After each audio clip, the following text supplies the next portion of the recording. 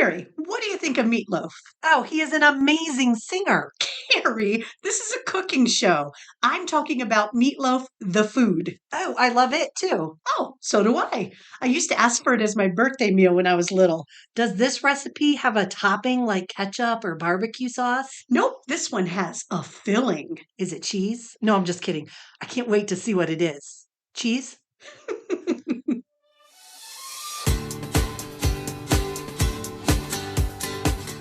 Welcome to Mom's Wooden Spoon. Get your apron on and your fanny flicker ready as we cook up some nostalgia. Ooh, yummy. Hey everybody, this is Kristen. And this is Carrie. Today we are going to be making pickled meatloaf. Yum. Carrie picked this recipe out, and it comes from the 1972 Better Homes and Gardens Menu Cookbook / Practical Guide for Good Nutrition. Thank you to our local flea market. Oh, yeah. Yeah, for that good find. This was a great find. Mhm. So this is actually a twofer. You know why? It not only provides the original pickled meatloaf recipe and a menu. Oh, yeah, the menu, I can see it. It's It's like special. a winner. Oh, yeah. It has your favorite. So you'd have your pickled meatloaf for dinner, right? Mhm. And then you would have Carrie's favorite, buttered peas. So is there a recipe in there for buttered peas? Because wouldn't that just be peas and butter? Right. No recipe for the buttered Okay. peas. All right. Good. So the next part, no recipe for this. It's going to be difficult. Sliced tomatoes. Awesome. Along with those things that you don't have a recipe for, Right. there is also potato salad, right? Okay. Which you would think would be pretty normal. Yeah. Yep, I'm looking at the recipe, Carrie. It calls for frozen French fried potatoes. Ha. So they use frozen French fries to make this potato salad, but it gets worse. You boil them. Ha. I know. I'm trying to conceptualize that. It says carefully drop frozen potatoes into water and then remove from heat immediately. Cover and let stand 4 to 5 minutes. So instead of roasting, you're just gonna quick do a blanchy boil just to heat them up? I don't know, but I thought the frozen French fries were kind of pre-cooked. I thought they were already fried. Exactly. So I can't Maybe imagine. you boil them to pull some of the oil off? I don't know. I don't either. Boy, if you guys are interested in us trying that recipe season 2, Right? you must let us know. That would be an interesting one. Because I'm really interested in it. So guys, please go to our website, leave us a message if you are interested in us making potato salad with boiled frozen French fries. So this menu even continues telling you that you need to have hot rolls, Sure. butter, as if you didn't know that, right? And then it suggests the beverages you should drink: coffee and milk. All right. Perfect. And then for dessert, sundaes. Ooh. I know. We did not in the 70s have dessert at every meal. We sure did not. No. Not one bit. Okay, so that's the menu for this original pickled meatloaf. Right, but then you said there were 2. There are. So then you go to the back of the cookbook, and under the meat encores section. Oh, wait a minute. So they have a built-in section for leftovers. Yes, it's called leftovers, and then you go to the meat encores section. I love it. And I think in my house from now on, I am going to refer to leftovers as encores. Encores. That's so cool. That sounds way better. Especially for like a theater family. We do love a good encore. I know, right? So in the back, it is listed under sandwich supper. Ooh. It does say that you should have this as an open-faced sandwich. Okay. And since cooked meat is not particularly colorful or attractive, brown gravy. Oh, no. Okay. They suggest that you make something appealing to the eye and complimentary in flavor. And their suggestion for that is gazpacho relish. Really? So we have pickled meatloaf, and we're going to put gazpacho relish. Exactly. Maybe. Fascinating. I know what it is. You take all those sliced tomatoes off the plates of all your family members that didn't eat them, chop them up, and make gazpacho relish. And voila. They have you put these slices of this cold pickled meatloaf on rye bread. Mm. And then it says pickled meatloaf on rye bread takes on Spanish airs when served with gazpacho relish. What about rye bread screams Spain? What the heck? So I love, love, love this cookbook. We'll put a picture of it on the website for you guys to It see. really is kind of a cool cookbook. So if you're a housewife of the 70s Yeah. and you're having to put meal after meal after meal together, and you're like, okay, I'm going to make meatloaf. Wow, what do I do with it?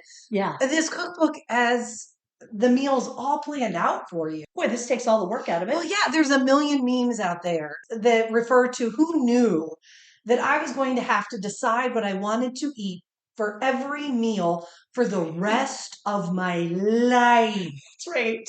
Because it's such a pain in the butt. Yeah, and to have to decide a week ahead so you Right. can go grocery shopping. Right. Right. And have it at home. I don't know how I'm going to feel next Tuesday. No. But apparently we're having gazpacho relish. Because yummer. Right. So this pickled meatloaf has, let's see, 2 pounds Pickles? of.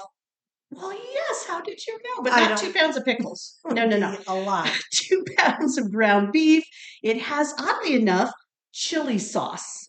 Interesting. Interesting. Now, have you ever made those meatballs where yeah. you mix chili sauce with grape jelly? Yes. I wonder if that's a 70s recipe.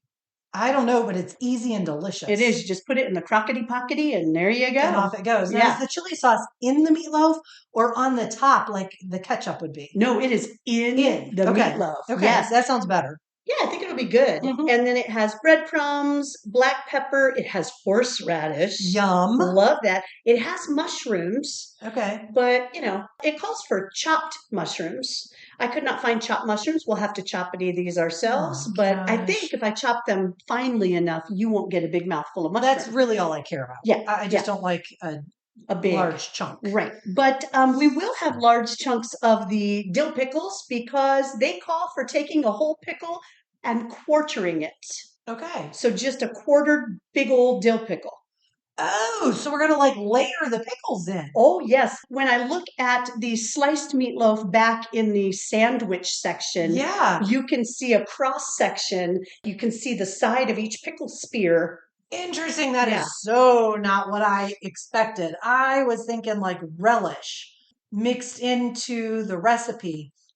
But I did look up funky meatloaf recipes of the 70s. Oh. And I did see pictures of the ones with those pickles in the middle. And I thought, those poor sorry saps, we're going to have relish in ours. No, we're not. No, we're not. And the directions are so vague about how to put them in there that it's going to be interesting. It says to pat half the mixture into the pan and then top with pickles. Okay. It's kind of like the Great British Bake Off when they do the technical challenge. Yeah. There's not quite enough information. That's right. But they want it to look a certain way. And you're like, top with pickles, which way? Long way? We don't want to be the losers who cut it into slices and then put it in there and Paul Hollywood goes, some fool sliced them in slices. Right. Well, I would think you'd have to put them long way in the pan so that when you slice it, you're getting a slice of a spear. Yes. Whereas if you lay the spear side to side in the pan, you're getting an entire spear in the middle. That would be too much. And I noticed when I looked at the picture, there were the ends of 4 little pickles. Okay. So that would be long ways. The long ways. Interesting. Yeah, okay. That'll be great. And this one has breadcrumbs. So do you remember as a kid that Mom had, in my mind, it was the best meatloaf recipe ever. I'm a fan of meatloaf. I realize it's a very polarizing food. Mm-hmm. People seem to love it or hate it. I absolutely fall in the love it category. And Mom had a delicious recipe and it had bread chunks in it. Yes, she would just do soft white bread. Yes. Yes, that was delicious. What I recall is her saying that they didn't sell breadcrumbs at the grocery store. You had to have stale bread. Right. You had to make your own breadcrumbs. And she's like, breadcrumbs, crumbs. Right. I don't have time for that mess. I just want to make a stupid meatloaf. So when she found one that you could just chunk up bread, she's like, oh, I got time for that. And rip it out of the package.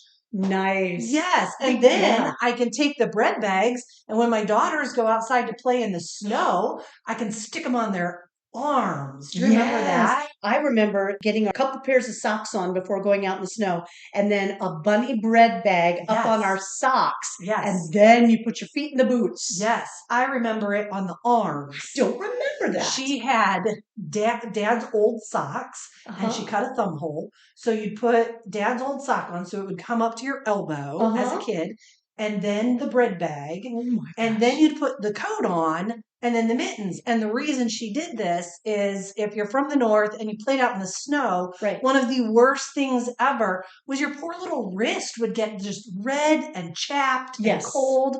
And so our wrists never did because they never got exposed to the wet snow and they stayed warm because of the sock. What a good mom. I know.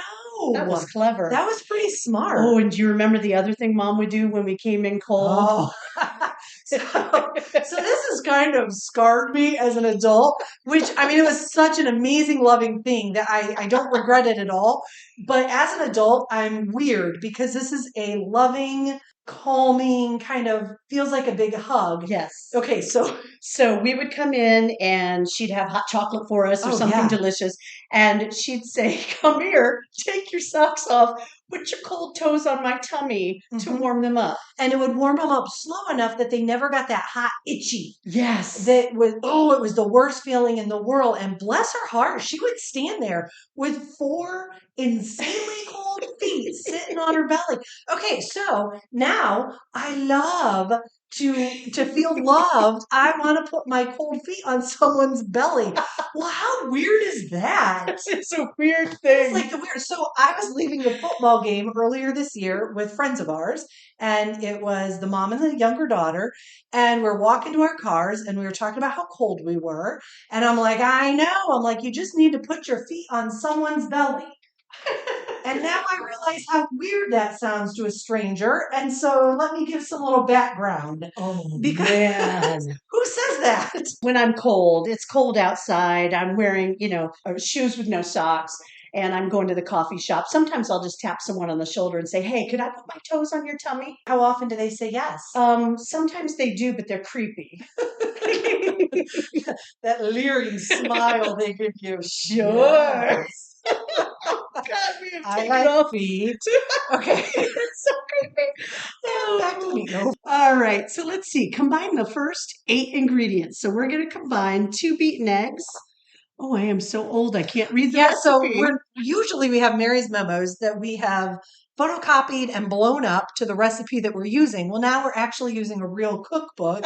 And so we're both trying to read this out of the cookbook, and it's not blown up. No. So can't see. It is hard to see. Well, of course, because they didn't just put the pickled meatloaf recipe on there. They have the potato salad with the boiled French fries on there. So I'm really kind of interested in that. Do you cut the French fried potato? No, I'm looking at the picture. They actually have a picture of the finished potato salad, and there are full French fries in there. And radish. And radishes. Buttload of radishes. Whoa. No, I don't need that. Oh, I want to make it. You lost me at radish. All right. So I already put the raw meat in the bowl, and Carrie is going to beat the egg. She's going to make a lot of noise there, and then beat the egg. I tossed the eggshell past Kristen. She feared for her life. I did. Carrie's a way, way better thrower than I am, though.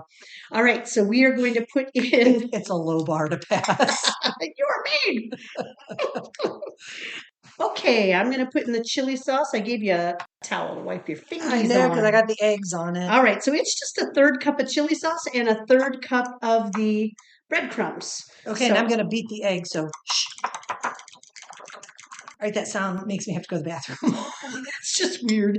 All right, eggs are beaten. Okay, and the chili sauce is in. Perfect. Okay. You want to dump the eggs in here? I think it just all gets tossed in our big 1970s Pyrex bowl with the wheat chaff on it. That sounds lovely. I shall set about cutting mushrooms. I don't think you should do the mushrooms. You are not the finest chopper in the land. You make things very big. Yes, but I don't like mushrooms. Oh, okay. So I'm going to chop those little suckers within an inch of their life. Remember the celery from our corned beef mold? That was quite large. And remember how happy we all were to have the crunch of the large celery? I don't remember that. I don't remember that part. Convenient.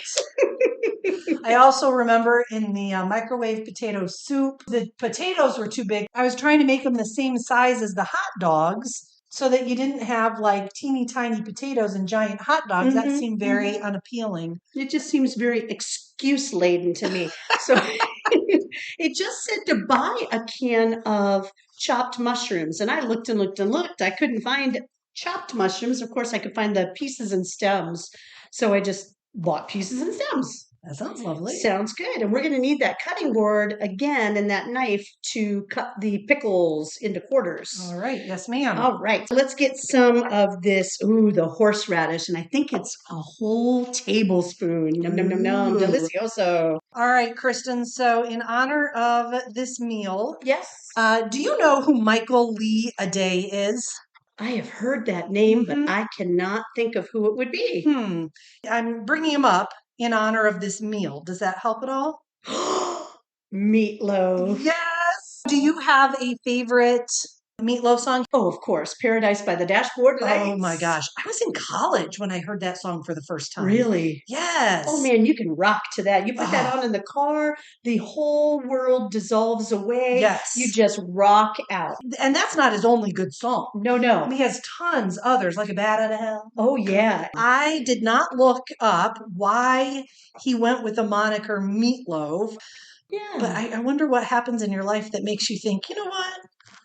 I think people should know me as Meatloaf. That's right. We're going to look it up. And when we come back, we'll tell you guys why he decided to go with the Meatloaf.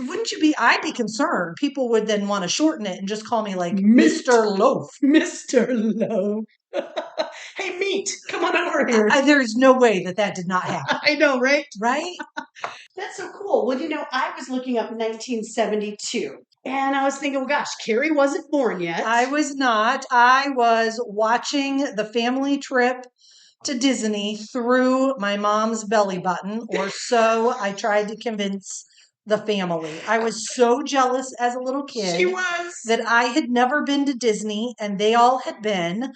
That I refused to accept that I had not been to Disney. I was just convinced that I had seen it all through mom's belly button. And FYI, It's a Small World favorite pre-birth Carrie's ride. Well, that's so funny because I looked up what rides were actually at Disneyland in 72 because it had only been open a year. Really? Yeah, it opened in October of 1971. Okay, so the major rides would have been the Hall of Presidents. That's not really a ride. No. Yeah. One that would have scared you in utero, the Haunted Mansion.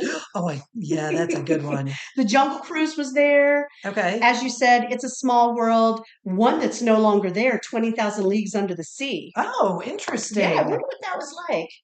Yeah. And then the one that scared the living daylights out of me that I had nightmares for years about. Interesting. The Country Bear Jamboree. What? They're cute and friendly and berry looking. They scared the daylights out of me. There was a bear head hanging on the wall. And when it became animated and started talking, oh my gosh, I just lost my mind as a 2-year-old. I was scared to death. You're a weird kid. Oh, man, I had nightmares about that. Man. Also, when we went to visit our family in Texas, our cousin had curtains that had Clarabelle the cow, and I got to sleep in his bedroom when we were there, and they gave me nightmares. That Clarabelle was scary.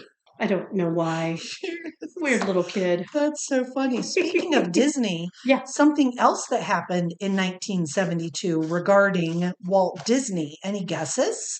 Is that when he decided he wanted to freeze his head? Which apparently is all a lie. What? Yes. So 1972, you are totally correct. How did you guess that? That's freakish. Well, I think that would be the only thing that would be astounding that I would think about Disney. Maybe you got married or had a kid, but you went with the freezing of the head. Okay. I'm impressed. Because I'm bright. Because I'm smart. Yeah.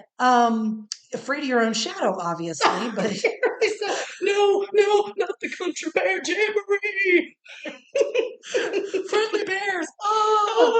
Get anyway, so yes, in 1972, the president of the California Cryogenics Society started that rumor. To get people to want to do that. Because if Walt Disney wanted to, you should want to too. Whoa.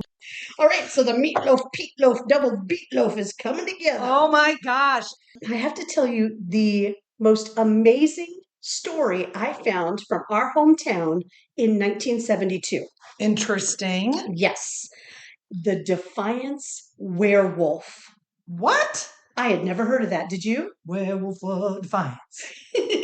Oh, no. Werewolf of Defiance. So this is so freaky. Okay. So I found somebody who had written a blog post about it, and I also found an original article from the Toledo Blade about it. Ooh, and that was the big paper. That was serious stuff. So apparently some employees of a local freight train company were working the graveyard shift. Okay. When, here's the quote, I saw these two hairy feet. Then I looked up, and he was standing there with a big stick over his shoulder. When I started to say something, he took off into the woods. So I would expect the stick to be in its mouth. Apparently not. It keeps going on where they describe him as having huge hairy feet, fangs, and that it ran side to side like a caveman in the movies. Other descriptions of him say that he had a 2x4 over his shoulder. What does a werewolf need with a 2x4? He's got fangs and claws, Building right? a hut out in the woods. He's building a hut. Apparently, he's stealing 2x4s. Werewolves got to live too, Kristen. That is right. So what was so funny to me is what the police chief was quoted as saying in the article. Yeah, I mean, what kind of good quote do you have from that? I know. Well, first of all, they were taking this seriously, right? Right, sure. Yeah, so his first quote is that the first reports described the werewolf as ranging from 7 to 9 feet, but that was a little exaggerated. You think? It's just a hairy 5'5" guy. Right. And so then, reminder, it was two railway employees and a grocer who saw this guy. Right. And then his final quote of the entire article was, if his motive is robbery, then he's not picking the right type of people that have a lot of money. Rude. He just called those people poor. What the heck? Needs to find himself a good bank president. Exactly. Yeah, so I was telling our dad about this, and he was just getting such a big kick out of it because he never heard of it. That's funny. Yes, so he sent out an email to all of his buddies who would have been did. Who would have been in town in 72. I love that. Right. So his friend and our former middle school principal, Mr. Mack, said he didn't remember that at all, but he does think he may have seen him getting a drink down at Kistner's. Hairy 5'5" guy, I'm telling you. Right. What a story. Oh, but it gets better. There's more? Oh, yeah. So not of the werewolf, but Dad's escapades into enjoying this so much, right? Okay. So then he contacts his friend, Father John Stites. Okay, yep. Right? He went to high school with him. He did, yes. And apparently his brother was on the police force in Defiance in 72. Shut your face! I know, right? And his brother's with us? He is not. Oh. So what he did is he contacted his brother's friends and colleagues. No way. So, I mean, this really got not a big chunk. I mean, 10 people in the town really kind of excited looking into this. You know what? You know, that's worth it in and of itself to have found this crazy story. It really was. If you want to hear more about it, you can listen to a podcast about it. Oh. Yes, it's called Ohio Folklore Tales Untold. Okay. And they have an episode called Defiance Werewolf. Shut up! Yep, I just went to Spotify, looked up Ohio Folklore Defiance Werewolf, and found it. And the woman who does the podcast has a lovely voice. It was just so interesting, and she gave a lot more backstory to it. Of course, right. Yeah, with some spooky music and stuff. So if you guys are interested in that, go check out Ohio Folklore Tales Untold. I like it. I know, right? Okay, so I have half the meatloaf in the pan, and Carrie is layering in these quarter strips of full dill gherkins. Yes. Oh, it looks nice. I'm a little worried because I think I put too much meat mixture at the bottom and not enough on the top. I didn't want to say anything, but It's hard to judge. I should have cut it with my hand, kind of, but you want me to do it again? oh my gosh, no. Okay. Oh my gosh. So we're going to put this in a 350-degree oven and cook it for the next 20 hours, I think. Oh, no, only an hour and a quarter. Okay. Okay. And then when it comes out, are we going to ice it with mashed potatoes and make a fancy frosted meatloaf? No, there is no ketchup that goes on the top, no barbecue sauce. You don't put the chili sauce on the top. It is just plain old Jane Ole. Does it have dairy creamer in it? What? Yeah, because I kid you not, I told you I looked up meatloaf recipes. Somebody wrote that their most favorite meatloaf recipe ever was one that their mom used to make when they were kids. And it's called the Cream Surprise Meatloaf. What? And the surprise was it was created by the makers of Cream Coffee Creamer, which they don't make anymore. Wild. Yeah, it had coffee creamer, but it was dry powdered. Yeah. Okay. Coffee creamer in the meatloaf. That's so weird. So according to this total random stranger, the Cream Surprise Meatloaf, also delicious. Oh my gosh. Well, I guess we could try that next. You know, there's a trend going around with the young peoples right now where they say that getting a Dr. Pepper at a fast food place and asking for 2 creamers to go into it, and then you get home and you pour the creamers in and you stir it around with the straw, that is absolute deliciousness. So basically they've all turned into Laverne from Laverne and Shirley. That's right. Pepsi and milk. Pepsi and milk. That's also a weird thing going around with the young ones nowadays. And by young one, she means the 40 and under crowd. That's right. And every time they talk about it, I see it on social media. I'm like, yeah, guys, you stole that from Laverne. Thank you. Just goes back to show the 70s are da bomb. Da bomb. Thank you. All right. And on that note, let's get this sucker in the oven and we'll see you guys in an hour and a quarter.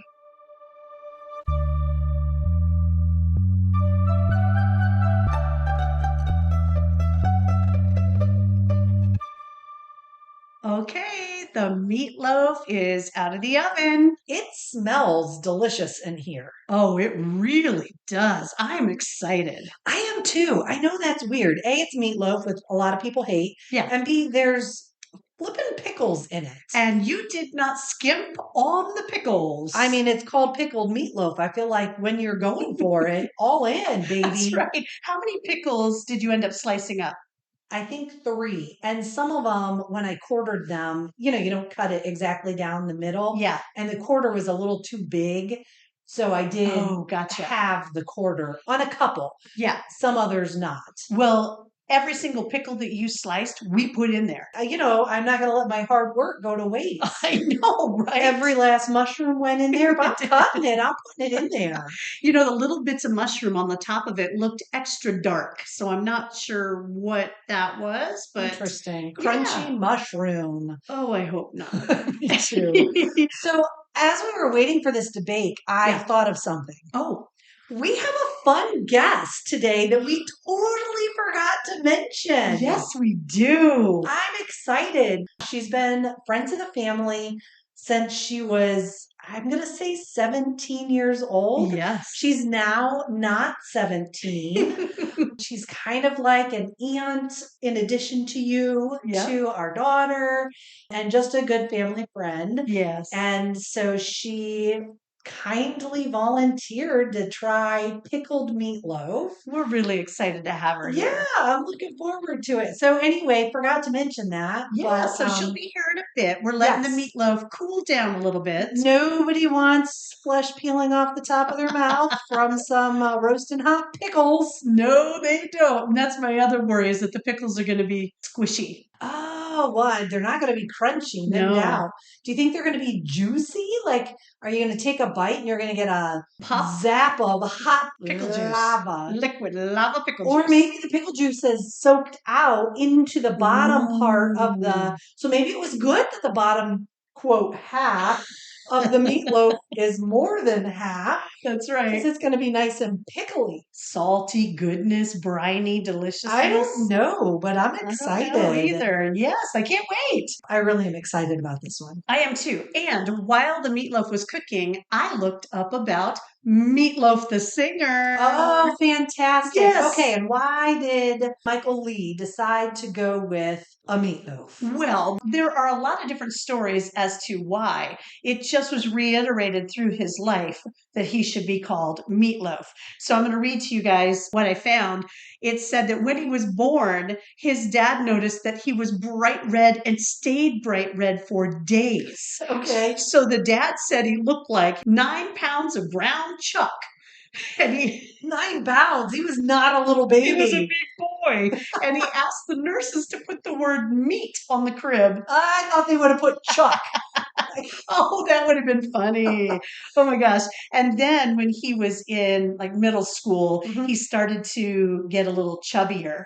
Okay. And in his 7th grade year, his classmates began to call him Meatloaf because They fat shamed him. it was so mean. It was mean. Yeah, because he was 5'2" and 240 pounds in 7th grade. Do you think he was hairy? Do you think he was the Defiance werewolf? Werewolf of Defiance. Well, he was hairy. He had long hair at least. That's true. I wonder if he likes 2x4s. Oh, I bet.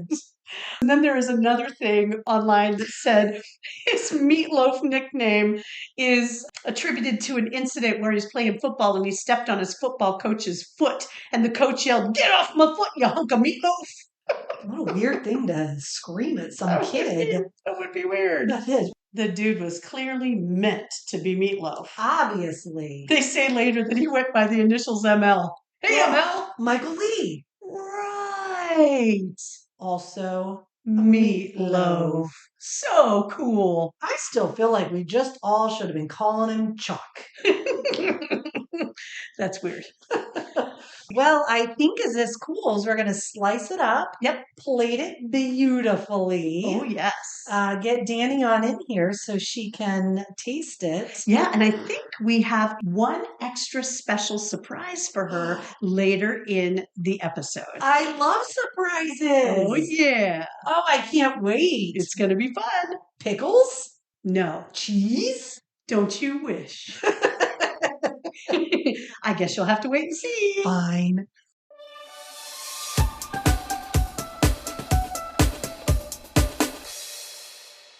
We would like to welcome our friend Danny to the show. Welcome, Danny. Welcome. Thanks, guys. Thanks for letting me be here. We're happy to have you here.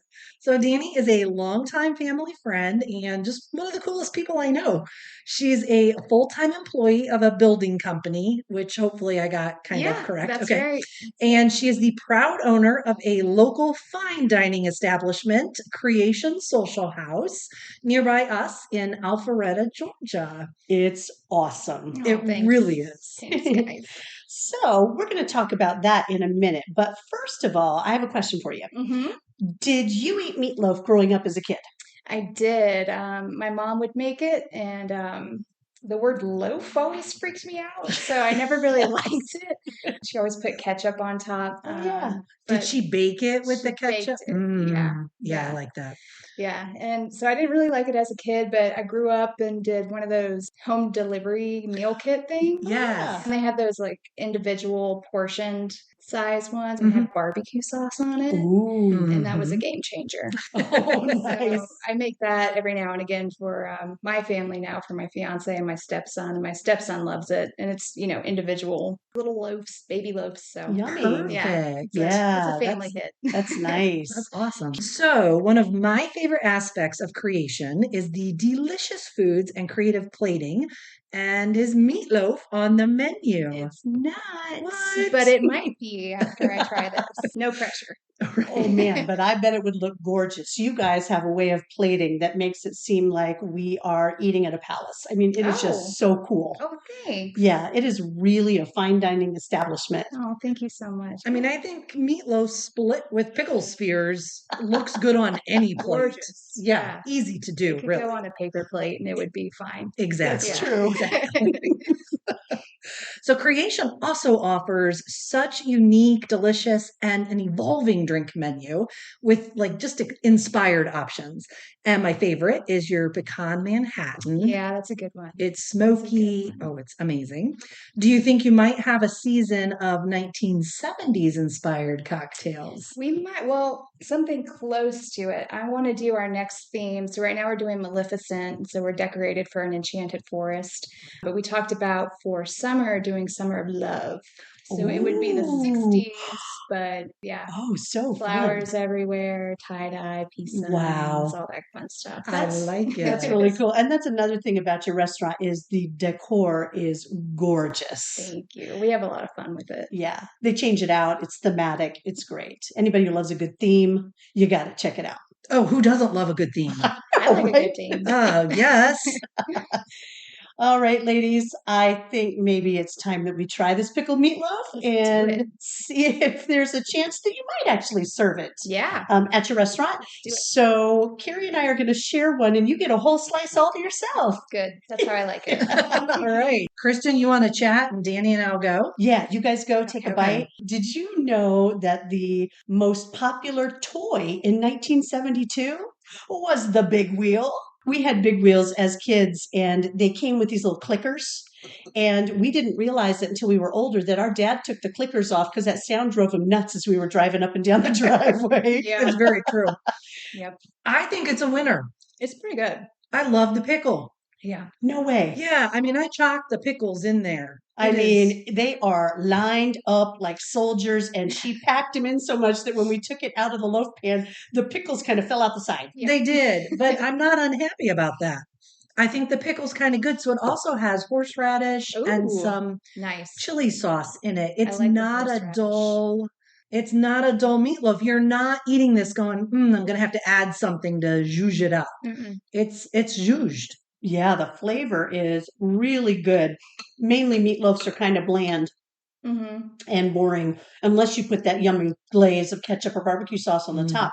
I think the pickle adds some saltiness to it. Mm-hmm. It does, and we're rocking the heels, so we got the least delicious part. That's Kristen. true. Can you tell that there are chopped up mushrooms? in No. there? You see them now? Yeah. Carrie did such a good job chopping those. I That's finally awesome. diced them. Oh, good job, Carrie. Because I hate mushrooms. Good hustle. Thank you. Yeah. Thank you very much. Yeah, well, good job. Well, I yay. think. I like the Oh. horseradish in there a lot. Me too. Who's that? Hello? Hi. Hello. I have brought you a gift from the 70s. Oh, what is it? This is our 70s drink, the grasshopper. Oh, well, we need to taste test this. And Yes. the color is The amazing. color is pretty groovy. It It is. You guys want to take a sip? Are you Yeah. scared? Yeah, No. not at all. That is a green not found in nature. It's not found in nature. Cheers, Oh. ladies. Cheers. Here's to Danny. Thank you so much for Oh, coming here. Thanks for having me. What do you think? Here's the minty deliciousness. Yeah. I have never had a grasshopper before, and I would not be opposed to having more. Carrie, does this taste like our shamrock shakes? It does. It tastes like an adult shamrock shake. I'm in love. That's good. Are You you a shamrock shake fan? I don't know what that is. Whoa, let's enlighten Danny. I feel there's a moment of education needed Yeah. here. McDonald's at St. Patrick's Day offers the shamrock shake. When we were kids, it was the purple guy. What was his name? Grimace. Grimace, who Mhm. would advertise the shamrock shake. And it is a mint milkshake. Yep. And it's quite delicious. Unless you hate mint, which, maybe we could have asked before you got here. I love mint. Okay. I love mint. Well, we were trying to pick out what cocktail might be 70s. And I asked my mom, and she goes, well, I used to drink a grasshopper. I wasn't much of a drinker, but it was delicious after a meal. I would have to agree. Yeah, I'm on her side. It's Yeah. kind of like a drinkable Andes mint. Mm-hmm. That's right. How can you go wrong there? And I found some recipes that had ice cream in it, vanilla ice cream. That would be that would make it like a shamrock shake. That would be even better. You could do mint chocolate chip too. Oh, That's kind of what it tastes like to me. Yeah. You could fancy it up with like a drizzle of chocolate syrup in Mhm. there. Yep. Totally Do a not rum. 70s, but Yeah. delicious. Oh, that would be so good. Gosh, now I don't know which I like more, the meatloaf or the grasshopper. That's right. Because the grasshopper has creme de menthe and then it also has white creme de cocoa in it. So it is Oh. that chocolate mint flavor. It is. Oh, yeah. We haven't done a cocktail. Maybe next season we should do a few more. Always a possibility. Maybe we'd have Danny over and we could be your taste testers. Okay. Yeah. All right, My test sold. subjects. I like it. Well, thanks again, Danny, for being here. Thank you, ladies. Good hanging out. That's it for this episode. Thanks so much for joining us. As this season begins to draw to a close, please be sure to join us on Facebook, Instagram, and or Twitter, because during our summer hiatus, we're going to be asking you for your opinion on recipes and all kinds of other things for season 2. We want to hear what you have to say.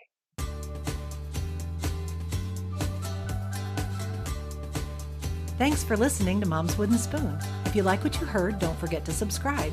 If you want a copy of this recipe or to check out our blog, click on the link to our website in the podcast description. If you'd rather, you could get to our website through Facebook, Twitter, or Instagram. Pick your poison. Don't say poison. We're making food.